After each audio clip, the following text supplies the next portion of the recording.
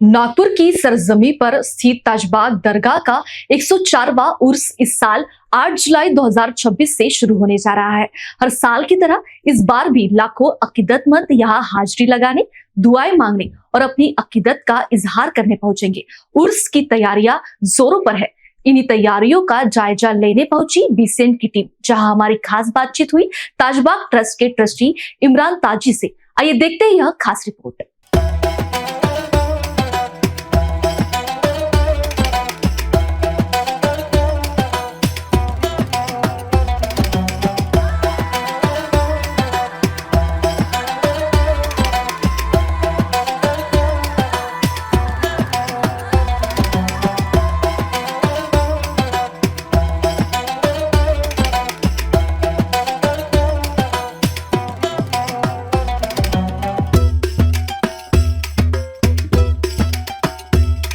सज रहा है आस्ताना बाबा ताजुद्दीन का। अस्सलाम वालेकुम, नमस्कार, आदाब। मैं हूँ इकबाल खान और आप देख रहे हैं इन बीसीएन न्यूज़।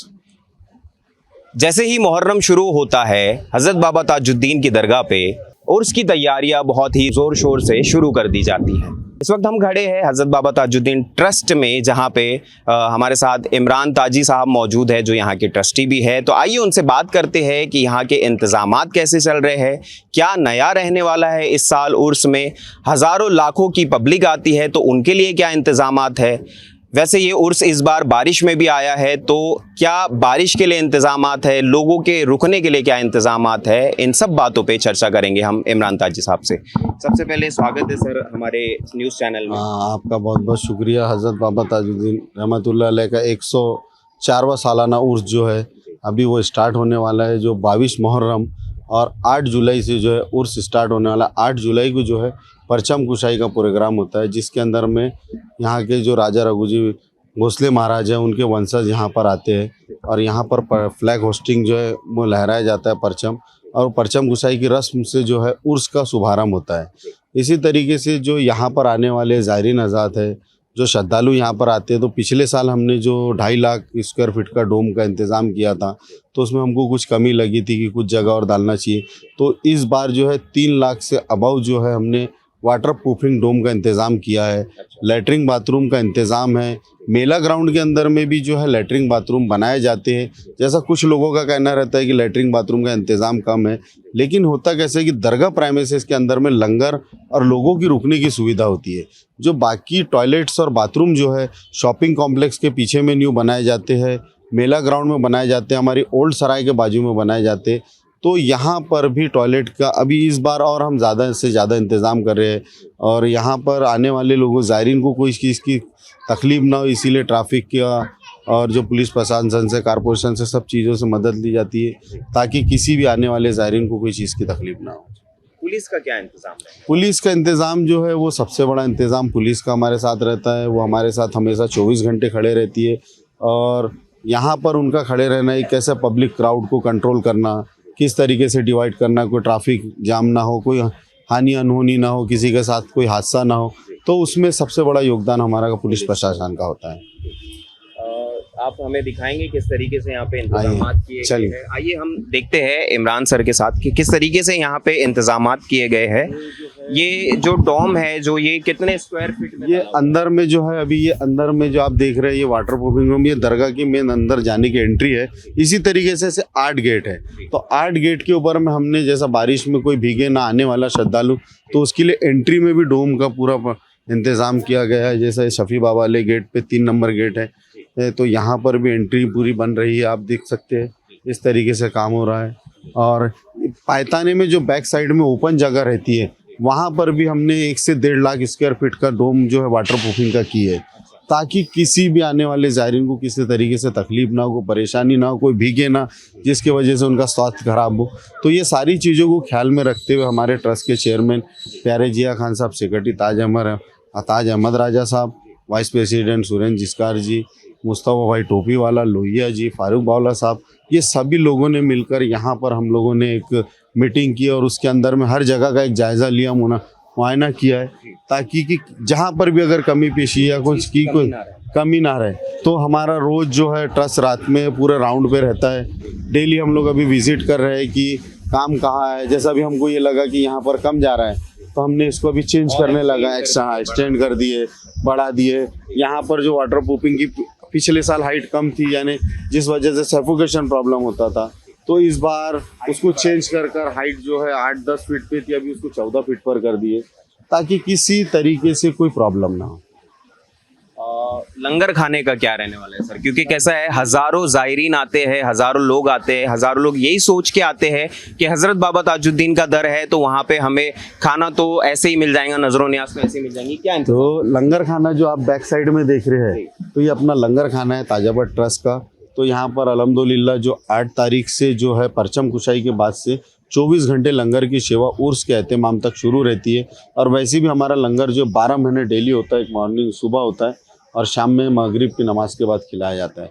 और यहाँ पर जो दीगर संस्थाएं हैं, कुछ लोग हैं जो लंगर करना चाहते हैं, जैसा हमारे विजयवाड़ा से अपना तेनाली से जो हनुमान जंक्शन से अकबर बाबा आते हैं, उनका सबसे बड़ा लंगर होता है।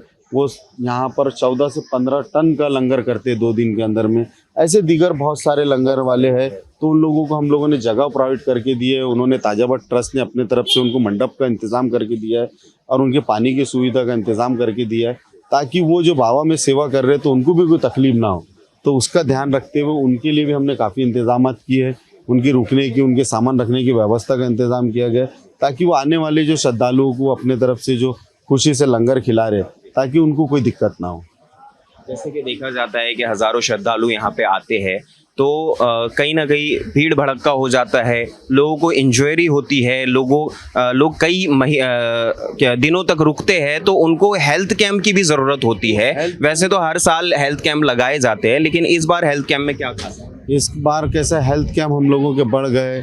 अभी जो फैज़ान ताजुल औलिया एल्डोज होम जो है, वो हमारे क्या बोलते हैं इरशाद मौलाना साहब, उनकी पूरी टीम रहती है और उन लोग मेडिकल का कैंप लिया जाता है। एक जीएमसी की तरफ से कैंप आता है।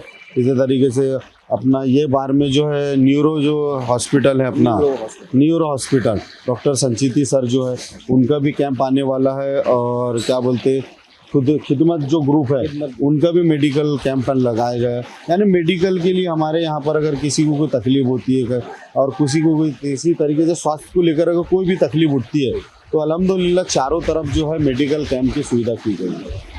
जैसे कि देखा जाता है कि लोग आते हैं तो काफ़ी ज़्यादा मेले में भी भीड़ भड़क्का होता है, दरगाह प्रेमाइसिस में भी भीड़ भड़क्का होता है, तो चोरी के चांसेस ज़्यादा बढ़ जाते हैं। लोगों के चोरी, मोबाइल चोरी होते हैं, पर्स चोरी होते हैं, लोगों के पैसे जाते हैं, बहुत सारी चीज़ें चोरी होती है। इसके लिए क्या? यही बारिश से बचने के लिए ये पिंडाल लगाया गया है। जैसा इसी बारिश से अगर पिंडाल कभी ना कभी अगर बारिश आ जाए तो लोग इधर उधर भागे ना, जिस अफरा तफरी ना हो, तो जिसके वजह से हर तरफ में जो है पिंडाल का इंतज़ाम किया गया है। तो आपने एक बहुत अच्छा सवाल किया था कि चोरी को लेकर जो है बहुत बड़ा मसला रहता है। तो हम लोगों ने कैसे लॉकर सुविधा हमारे अवेलेबल होती है। हर पॉइंट पे हमने 4 गेट के ऊपर में लॉकर सुविधा का इंतज़ाम किया गया था, जिसके अंदर में आप अपना कीमती सामान रखिए। लेकिन उसमें अब कैसा है कि लोग अगर नहीं रखते हैं तो उसमें, और हम बार बार अनाउंस करते हैं कि यहाँ पर जो है भीड़ भड़क्का ज़्यादा है, जिसके वजह से मोबाइल, पर्स, उनके साथ हादसा हो जाता है। तो हम लोग रिक्वेस्ट करते हैं कि आप अपने कीमती सामानों पर खास करके ध्यान दें। तो सर बताना चाहूँगे आप कितने लॉकर्स होते हैं, कितनी क्वांटिटी होती है? लॉकर्स की तो काफ़ी क्वांटिटी होती है, अनलिमिटेड। हमने लॉकर सुविधा बनाए थे, अलमारी लेकर आए थे लॉक सिस्टम वाली, अभी भी हम लोग लगाते हैं। अगर जिस किसी भी ज़ायरीन को जो भी आते हैं और उनको अपना मोबाइल, पर्स या सामान रखना है तो लॉकर रूम में जाकर रख सकते हैं और निस्वार्थ है, उसमें कोई चार्ज नहीं है। वहाँ पर आदमी बैठे रहते हैं, आपका मोबाइल नंबर ये वो आपका लेकर आपका सामान, पूरा कीमती सामान जो भी है वो वहाँ पर रखते हैं। सर देखा जाता है कि चप्पल जो होती है, लोग जूते चप्पल रखते हैं, उसका भी प्रॉपर इंतज़ाम कभी कभी नहीं रह पाता है, लोगों की चप्पलें चोरी हो जाती है, इधर उधर हो जाती है। तो उसके ऊपर हर गेट के ऊपर जो है एक इंतज़ाम किया गया है। चप्पल स्टैंड है, चप्पल स्टैंड पे कुछ लोग बैठे हुए हैं, वहाँ पर अपना चप्पल स्टैंड पे आप चप्पल रख सकते हैं, अपना टोकन लीजिए। भीड़ भड़क्के का समय रहता है, चप्पल इधर उधर हो जाती है, तो एक जगह अपने ग्रुप के साथ में वहाँ पर अगर चप्पल उतारते हैं तो आप स्टैंड पे रख सकते हैं। सब गेट पे स्टैंड अवेलेबल है। इस बार सर मेले में क्या खास रहने वाला है? जैसे कि देखा जाता है कि हज़रत बाबा ताजुद्दीन के उर्स के मौके पर काफ़ी बड़ा मेला लगता है। सबसे बड़ा मेला नागपुर का हज़रत बाबा ताजुद्दीन के उर्स के मौके पे माना जाता है और हर साल कुछ नई नई चीज़ें आती है, जैसे कि पिछले साल कश्मीर वगैरह का कुछ ऐसा लाया गया था, तो इस बार कुछ खास रहने वाला है मेले में? अभी मेले का जो टेंडर है वो आसिफ अश्मीरिया करके ग्रुप है, उनको वो टेंडर हुआ था, तो अभी उन लोग अच्छा इवेंट कर रहे हैं वहाँ पर, और अभी उनका कार्यक्रम चालू है, यानी पूरा मेला सजाना शुरू है। तो उन्होंने कहा है कि हम इस बार भी कुछ नया आइटम लाएंगे, तो 2-4-5 दिन में वो नया आइटम उनका लॉन्च हो जाएगा, तो जो चीज़ ला रहे हैं, और इंशाल्लाह आने वाले लोगों को वहाँ पर नया कुछ ना कुछ देखने मिलेंगे। क्योंकि लोग बहुत एक्साइटेड रहते हैं। दुकानें भी वहाँ पर लगती है, तो कुछ राजस्थान से आती है, कुछ एमपी है, कुछ हैदराबाद से आती है, कुछ यानी हर तरफ से, दिल्ली से कुछ दुकानें आती है, तो दुकानों में भी जो लोग आते हैं उनको खरीदी करने के लिए नया आइटम कुछ ना कुछ मिलता है। दुकान वाले जो वेंडर्स लोग रहते हैं उनके लिए भी इंतजाम किए गए हैं, जो बाहर से वेंडर्स आते हैं उनका जो मेला ग्राउंड, जो हम लोग जिसको जो भी कंपनी को मेले का ठेका होता है, तो वो उसका सारा इंतज़ाम वो उनके ऊपर डिपेंड रहता है। वो वहाँ पर उनकी मुहैया कराते हैं, उनको जो सुविधा लगती है, पानी की, इलेक्ट्रिक की, शौचालय की, तो सारी सुविधा कराते हैं। और उनके लिए भी जो है मेले में आने वाले लोगों के लिए ताजाबाद ट्रस्ट वहाँ पर लैट्रिन, बाथरूम, टॉयलेट का इंतज़ाम करती है। मेला ग्राउंड में कब्रस्तान के बैक साइड में, जहाँ मौत का कुआं लगता है उसके बैक साइड में, वहाँ पर भी 200-300 की तादाद में जो है लैट्रिन बाथरूम बनाए गए।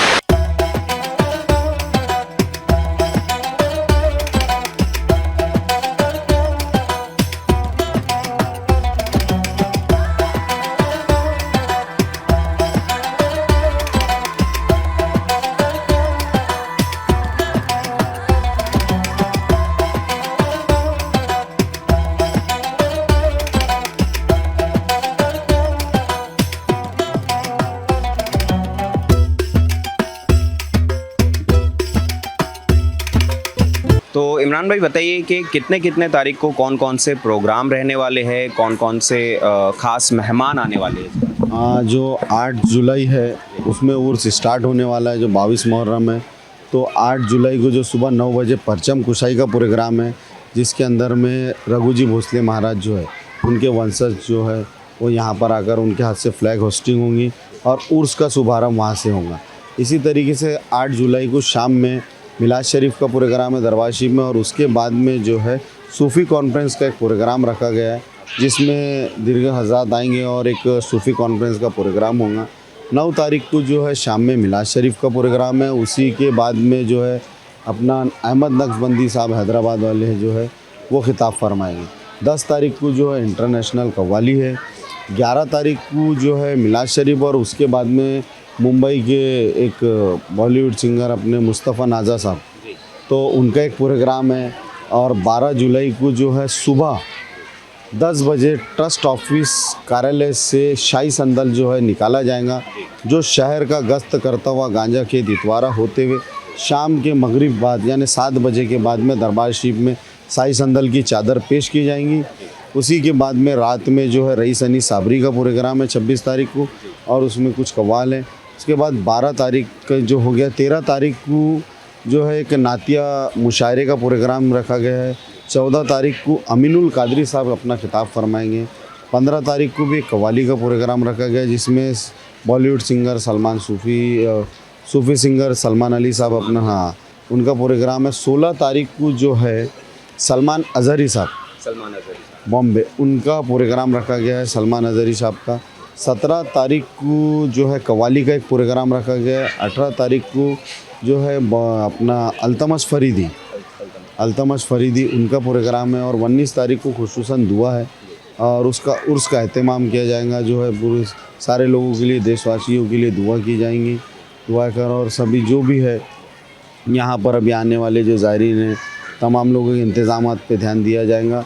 इसी तरीके से सब कार्य से लास्ट में क्या आह्वान करना चाहोगे आने वाले ज़ायरीन के लिए आप और हमारे दर्शकों के लिए? बस ये तो खुशी का एक पल है जो शहंशाह हफ्ते अगली मुज़र सरकार सैयद मोहम्मद बाबा ताजुद्दीन रहमतुल्लाह अलैह का 104वां सालाना उर्स है। तो इसमें जो आने वाले लोग हैं सरकार ताजुल औलिया के उर्स में आए और सरकार के रूहानी फैज़ से माला माल।